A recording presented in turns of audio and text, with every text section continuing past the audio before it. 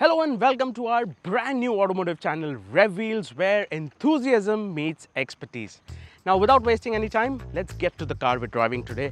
This is the all-new 2024 Renault Kwid, and this car redefined the norms for a compact hatchback when it was originally launched way back in 2015, and not much has changed even today.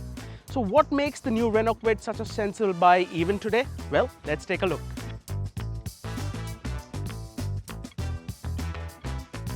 The design of the Renault Kwid has always been one of its highlights. Even with such a compact footprint, Renault has managed to give it an SUV-inspired design, which is not overdone and is rather cohesive. Then you have these elements like the bold grille, the skid plates, the plastic body cladding and the roof rails, which all come together to give it a mini SUV look. What adds to the appeal is this fiery red dual-tone combo, which gives it a slightly more premium look compared to the standard color options. Overall, the Kwid still looks fresh, with its design being one of its highlights.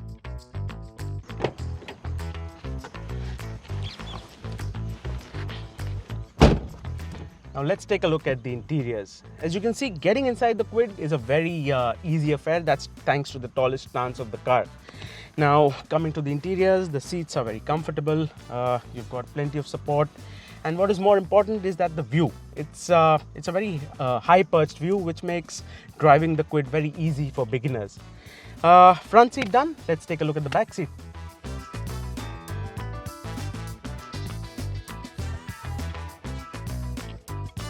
Seated on the back bench, as you can see, Renault has managed to package the interiors quite well despite its compact dimensions. Legroom here is decent even for my height, which is about 5'8", 5'8.5". Now seating 3 people abreast, that's going to be a tight fit, but we think it's manageable. Now talking about the boot space, the Kwid can take in 279 litres of luggage, which is 39 litres more than its direct competition, the Maruti Suzuki Espresso. And if you fold the rear bench, it's expandable up to 620 litres, which is a lot of space. First up, let me tell you that after the recent update, the Kwid in the RXL O variant gets the touchscreen infotainment system, which makes it one of the most affordable hatchbacks in the country with this feature. Now talking about the infotainment system, this is a pretty decent unit. The 8-inch system gets Android Auto and Apple CarPlay and connects seamlessly to your phone. The only thing that warrants an upgrade here are the speakers, which give out when the volume gets turned up during your favorite song. The Kwid also gets a full LED digital instrument cluster, automatically adjustable outside rear view mirrors and steering mounted controls. On the quality front, Renault has definitely upped the game, and the new car feels much better put together. The plastic is less iffy and less scratchy too. The buttons and the knobs could have been better, but I'm just being a little greedy here. On the safety front, you get ESP, dual front airbags, traction control, hill start assist and tire pressure monitoring system.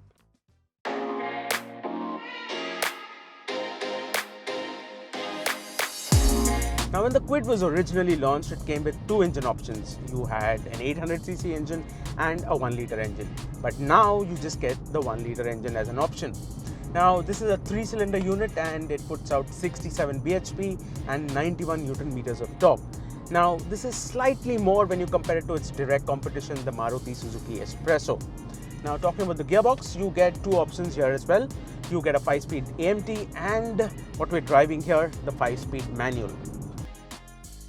On the go, the 1-litre engine feels extremely well geared for city use. You don't have to shift gears often, and it feels peppy enough for quick overtakes too. Refinement is also very good despite the 3-cylinder trum, making its presence felt above 4000 RPM. The gear shift feels positive too, with my only problem being the clutch bite point, which is pretty high. Overall, the Kwid offers a very balanced performance. It feels great in the city and is even comfortable on the highways. As long as the engine isn't rushed, it performs well. On the fuel efficiency front, Renault claims 21.7 km per litre for the manual, but in our driving cycle of mixed conditions, we managed 19.7 km per litre, which is an extremely good figure. Now, when you talk about ride and handling, a standout feature of the Kwid is the ride quality. It just takes in the pothole ravaged roads with absolute ease. And with 184 mm of ground clearance, which is equivalent to most SUVs, you really don't have a problem with massive speed breakers either. Now, where this helps is it makes your driving a less tiring affair because you really don't need to slow down for all the bad stuff. Some things that we did not like was the steering, which feels a little too light, and the long travel suspension, which means plenty of body roll when you push the Kwid in the corners. But other than that, the quick turning circle, the excellent ride quality and the high ground clearance makes the Kwid an absolute boon for the city. If you want to look at the Hindi review, please refer to the RevWheels Hindi YouTube channel. It's been 9 years since the Kwid was launched. So does it make for a good choice even today? Well, the Kwid's formula for success was pretty simple. Compact dimensions, practical interiors, plenty of features for its segment and good fuel economy. Now, that formula stands effective even today. Now, the pricing for the new Kwid, it starts at Rs 4.69 lakhs for the base version and it goes up to Rs 6.44 lakhs for the top-end dual-tone AMT version.